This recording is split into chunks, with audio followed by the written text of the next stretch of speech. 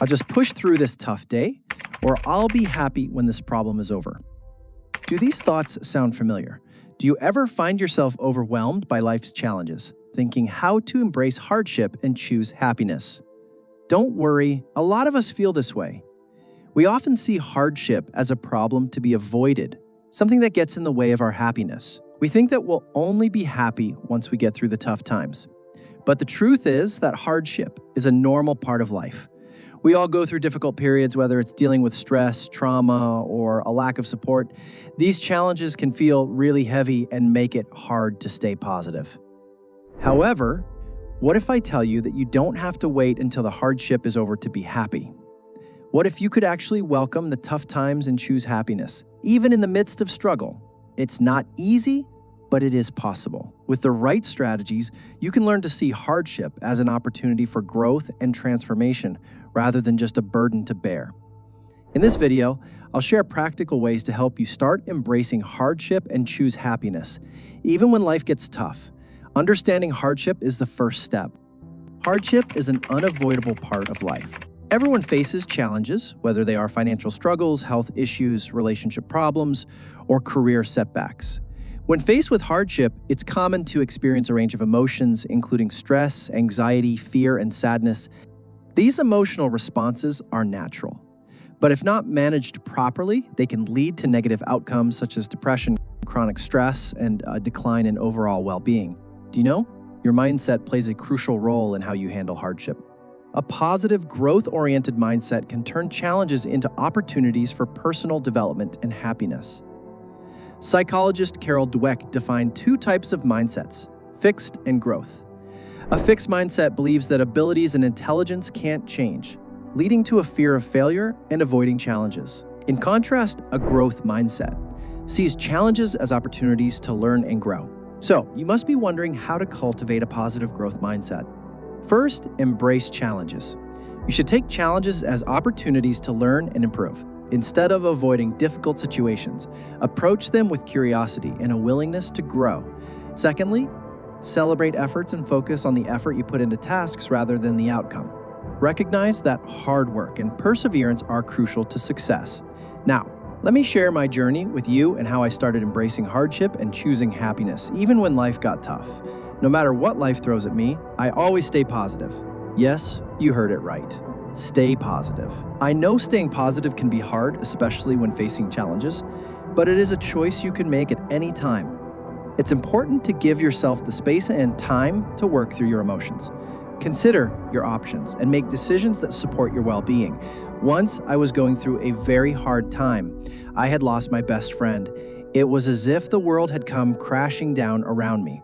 I felt lost, alone, and without direction.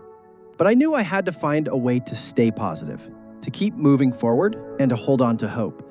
I began to take small steps towards healing. I would like to share some personal strategies that have helped me stay positive even in hard times. Next time you face hardships and feel stuck, anxious, sad, or upset, try these steps to help you choose positivity and focus on what you can control to achieve a positive outcome. To stay positive, I pause myself for a moment. Since most challenges don't need an immediate response, I give myself time to process what's happening. If possible, I step away from the situation to create the mental space I need to think clearly. It's okay to ask for more time by saying, "Let me think about it and get back to you." I take a moment to breathe and gather my thoughts. Next, I analyze the situation. I ask myself questions like, what's happening? Who is involved? How am I feeling? And what have I tried so far? I also consider what brings me joy and happiness even amidst the challenge. Then I differentiate what I can and cannot control. I make two columns. One for things I can control and another for things I can't. Understanding the differences helped me focus on the right areas. I also show myself compassion. I look at the list of things I can't control and remind myself, it's okay to feel upset about them. I treat myself with the same kindness I would offer a friend in a similar situation. Finally, I act in my best interest. I focus on the things I can control and make positive changes. I did a few more things that really helped me stay positive. Instead of hitting the snooze button and staying in bed, I get up, take a shower, and go for a walk. It's amazing how a little fresh air and exercise boost my mood. Instead of letting negative thoughts consume me, I make time for self-care. Whether it's reading a book, doing exercise, or going out with friends, I prioritize my own well-being. And instead of surrounding myself with people who bring me down, I reach out to those who lift me up. Whether it's a close friend, family member, or mentor, I make sure to stay connected with people who support and uplift me. And you know what? You can do the same. By incorporating these simple habits into your daily routine, you can start to shift your focus away from hardship and towards happiness. You can learn to choose joy, even in the toughest of times. Another way I embrace hardship and choose happiness is through gratitude. Did you know psychological research showed that gratitude can really help during tough times? Dr. Robert Emmons, a top expert on gratitude, said that gratitude is not only helpful in getting through difficult times, it is essential. Now, let me tell you how this worked for me. I've noticed that as humans, we tend to focus more on the negative aspects of our lives than the positive ones. This is because of something called negativity bias, where we spend more time and energy remembering things that make us unhappy rather than things that bring us joy. But I've learned that it's possible to find things to be grateful for in even the toughest situations. When I'm feeling down, I make a conscious effort to practice gratitude. It's amazing how it can shift my perspective and help me feel better. Let me explain with the help of an example.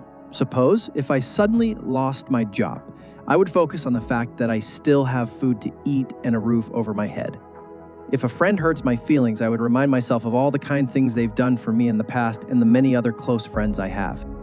Gratitude is incredibly powerful and has helped me stay happy even in hard times. So, how can you practice gratitude too?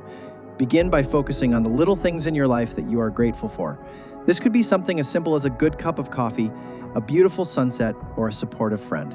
Take a moment each day to reflect on these small blessings. Write down 3 things you are grateful for each day in a journal. This helps to cultivate a habit of gratitude and can also help you to identify patterns of gratitude in your life.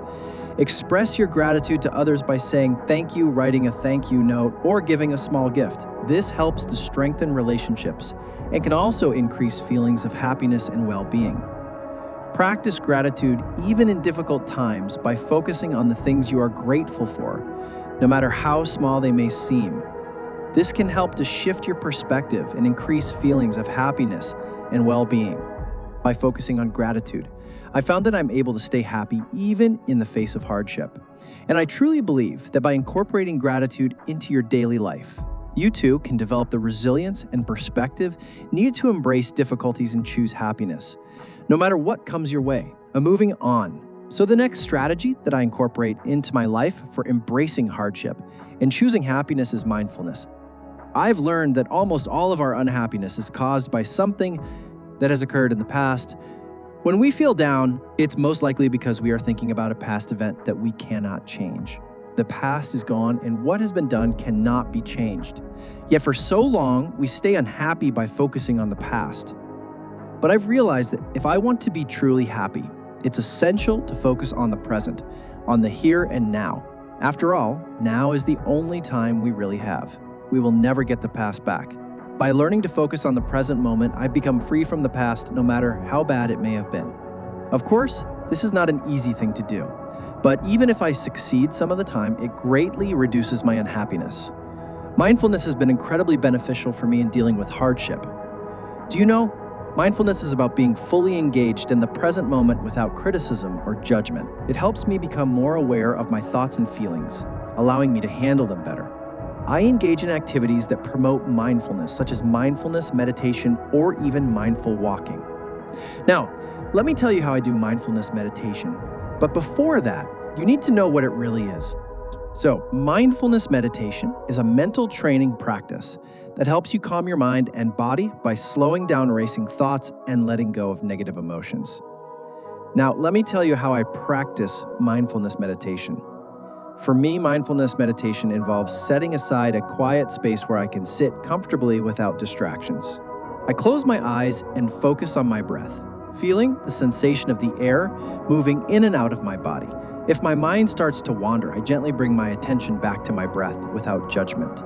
I try to stay present in the moment, observing my thoughts and emotions without getting caught up in them. Walks are another way I practice mindfulness. You might be curious, what is mindfulness walking? So, mindful walking is a practice that involves cultivating awareness of your surroundings, as well as the sensations and emotions within your body and mind, while engaging in physical movement. I take a slow and deliberate step, paying attention to the sensation of my feet touching the ground with each step. I notice the sights and sounds around me, from the trees swaying in the wind to the birds singing in the distance. I try to stay fully engaged in the present moment without worrying about the past or future. Through this practice, I've realized that I have embraced my hardships and feel more happy now than I have in a long time. If I can find happiness by following these strategies, I truly believe that anyone can. By focusing on gratitude, staying positive, and being mindful, I've been able to shift my perspective and approach life with a more positive mindset. I encourage anyone who is facing hardship to give all these practices a try. Start small. Be patient with yourself and trust that with time and consistency, you can cultivate a greater sense of joy and contentment in your life. Remember, happiness is a journey, not a destination.